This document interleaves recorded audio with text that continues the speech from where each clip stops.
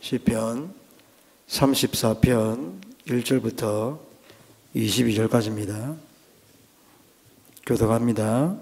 내가 여호와를 항상 송축하며 내 입술로 항상 주를 찬양하리이다.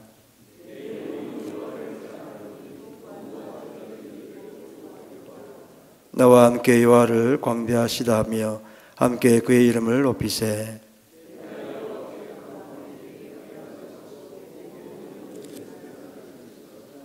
그들이 주를 앙망하고 광채를 내었으니 그들의 얼굴은 부끄럽지 아니하리로다.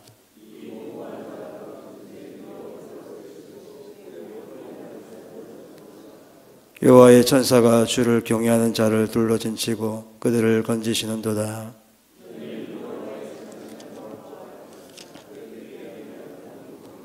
너희 성도들아 여호와를 경외하라. 그를 경외하는 자에게는 부족함이 없도다.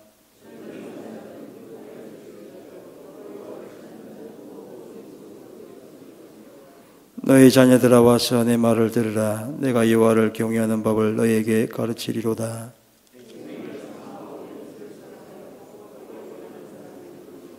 내 혀를 악에서 금하며 내 입술을 거짓말에서 금할지어다. 여호와의 눈은 의인을 향하시고 그의 귀는 그들의 부르짖음에 기울이시는도다.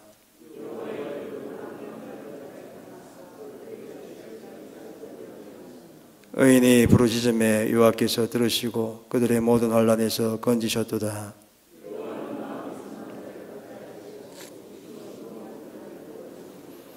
의인은 고난이 많으나 여호와께서 그의 모든 고난에서 건지시는도다.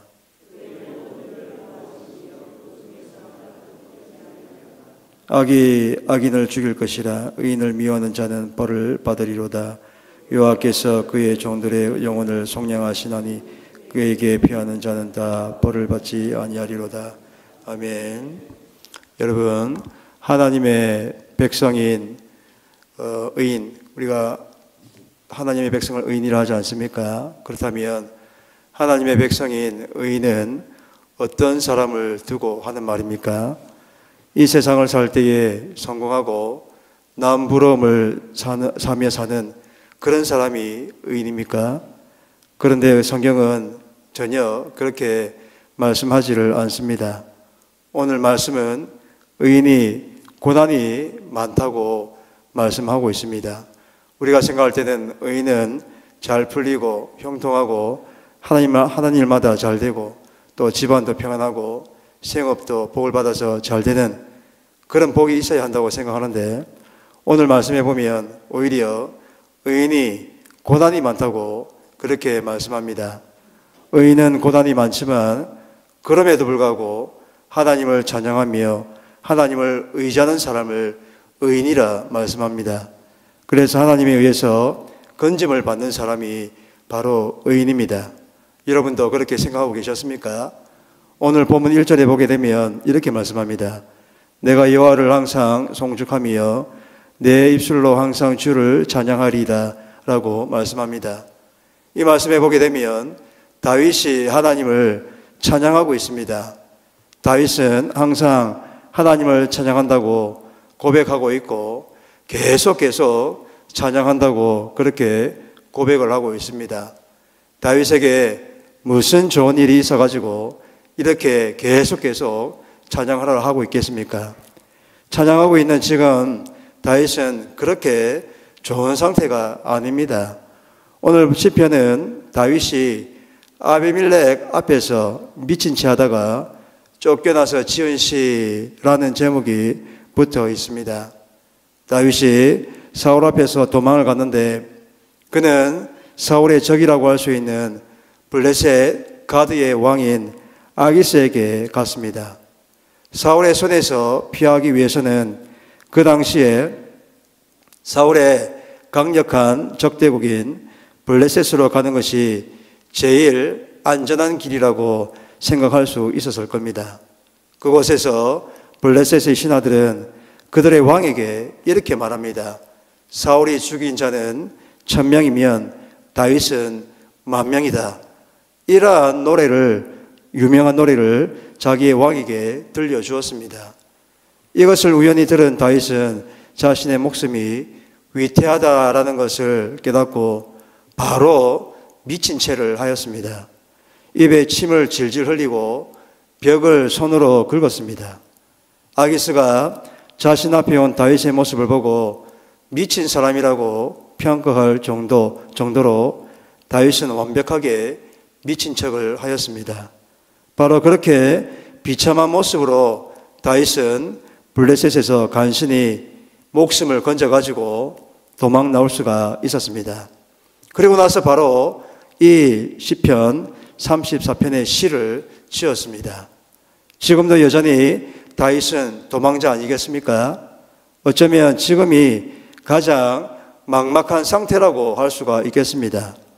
이스라엘에서 버림을 받았고 블레셋에도 도망갈 수 없는 그러한 처지가 되었습니다. 다윗은 이스라엘 안에서 게릴라처럼 숨어 지내야 했습니다.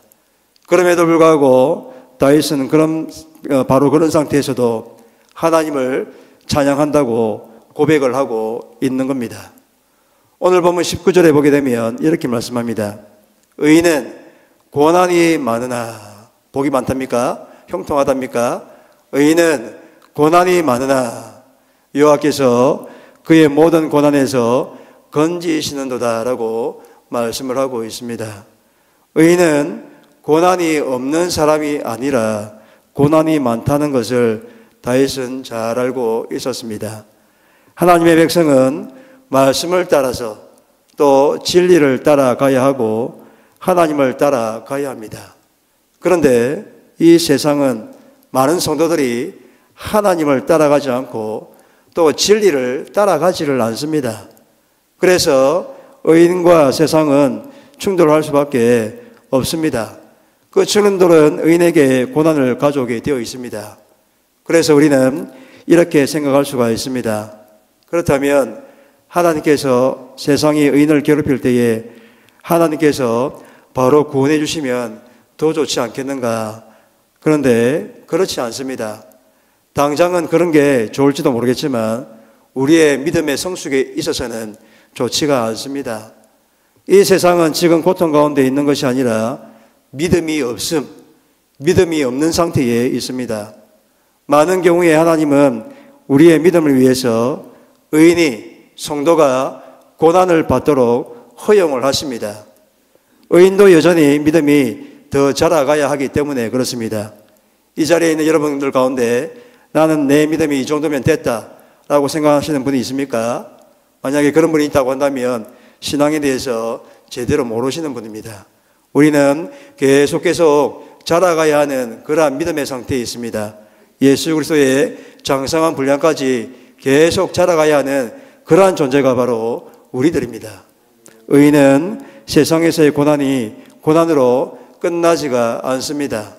하나님은 그곳에서 반드시 건져 주십니다. 이걸 믿는 것이 믿음입니다. 여러분 이렇게 믿고 계십니까? 하나님의 백성은 하나님께서 환난에서 우리를 건지시는 것을 경험을 해야 합니다. 하나님께서 건지시는 것을 고백하면서 다윗이 어떻게 고백을 하고 있는지 한번 봐보시길 바랍니다. 9절과 10절에 보게 되면 이렇게 말씀합니다. 너희 성도들아 여호와를 경외하라. 그를 경외하는 자에게는 부족함이 없도다. 젊은 사자는 궁핍하여 줄일지라도 여호와를 찾는 자는 모든 전 것에 부족함이 없으리로다 라고 말씀을 합니다. 여러분 이 말씀을 잘 보십시오. 다윗은 부족함이 없다고 그렇게 고백을 하고 있습니다. 우리는 지금 다윗이 얼마나 부족한 것이 많은지 잘 알고 있지 않습니까? 그런데도 다윗은 지금 부족한 것이 없다고 그렇게 말하고 있습니다. 다윗은 하나님이 목자가 되셔서 지금 다윗을 인도하신다라는 것을 잘 알고 있었습니다. 그래서 하나님이 자기를 인도하시니 그는 부족함이 없다고 말할 수가 있었던 겁니다. 그는 지금 광야에서도 사막에서도 푸른 초장을 보고 있는 겁니다. 이게 바로 믿음 아니겠습니까? 그러므로 하나님의 인도하심을 받는다는 것이 무엇을 의미합니까? 부족한 것이 없다는 것이 무엇을 의미합니까? 많은 사람들이 하나님의 인도하심을 받는 것을 그냥 형통하고 어떤 편안한 것으로 생각을 합니다. 여호와는 우리의 목자시니 우리에게 가장 보기에 좋은 길로 인도하신다라고 생각을 합니다. 그러니까 그 생각의 중심이 하나님이 아니라 바로 나에게 있습니다. 그렇게 알고 있기 때문에 우리의 일상 속에서 일어나는 하나님의 인도하심을 전혀 알지를 못하고 그냥 넘어갈 때가 많은 겁니다. 오늘 다윗이 고백하고 있는 하나님의 은혜와 부족함이 없는 상태가 어떤 상태인지를 한번 잘 봐보십시오. 그리고 다윗이 발견하는 그 인도하심을 우리도 발견할 수가 있어야 합니다. 다윗이 지금 하나님의 인도하심을 발견한 것은 아주 실제적이고 작은 것이었습니다. 다윗은 블레셋 왕의 손에 죽게 되었을 때에 어떻게 빠져나왔습니까? 하나님은 우주를 만드신 분이시고 진정한 시공간의 주인이시지 않습니까?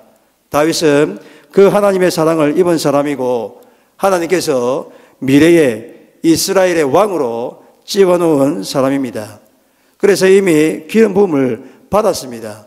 그렇다면 다윗도 아주 멋들어지게 블레셋의 손에서 벗어나야 하지 않겠습니까? 그래야 블레셋에서도 그리고 이스라엘에서도 두고두고 다윗을 또 다윗의 하나님을 회개하지 않겠습니까? 그런데 다윗은 아주 비참하게 미친 채 하여서 그 위기를 모면했습니다. 어떻게 보면 아주 부끄럽다, 창피하다 싶을 정도입니다. 그러나 다윗은 바로 그 일에서 하나님의 인도하심을 강력하게 경험을 하였고 그래서 찬양을 했습니다. 여러분, 오늘 우리도 우리의 일상 속에서 일어나는 모든 일 속에서 하나님을 경험해야 합니다. 아주 강력하게 경험을 해야 합니다. 멋들어지게 건지시는 하나님이 아니라 아주 멋지게 웅장하게 나를 건져주시는 하나님이 아니라 세밀하게 건지시는 하나님을 경험을 해야 합니다. 아주 잔잔하게 우리를 사랑하시면서 인도하시는 하나님을 오늘 우리가 기도하면서 경험하기를 바랍니다. 여러분 잘 기억하십시오. 의인은 고난이 많습니다. 의인은 성도는 고난이 많지만 하나님께서 반드시 건져주십니다. 이걸 믿어야 믿음이 있는 겁니다. 그러니 고난이 있을 때에 여러분 절대 두려워하지 마시고 그곳에서 하나님께서 건지시는 것을 더 기대하시고 더 경험하고 더 많은 믿음이 쌓이도록 해 나가야 합니다. 그 건짐은 신비적이지 않고 가장 현실적으로 우리에게 일어납니다. 그러나 그 속에서도 우리가 해야 하는 게 있습니다. 그게 뭡니까? 쉬지 않고 하나님을 의지하여 기도하는 겁니다. 그러면 하나님께서 얼마나 깊이 신비적으로 우리를 인도하시는지를 반드시 경험을 하게 될 겁니다. 그래서 우리도 다윗처럼 내가 여호와 하나님을 항상 송축함이여 라고 그렇게 고백할 수 있게 되기를 주님의 이름으로 축원드립니다.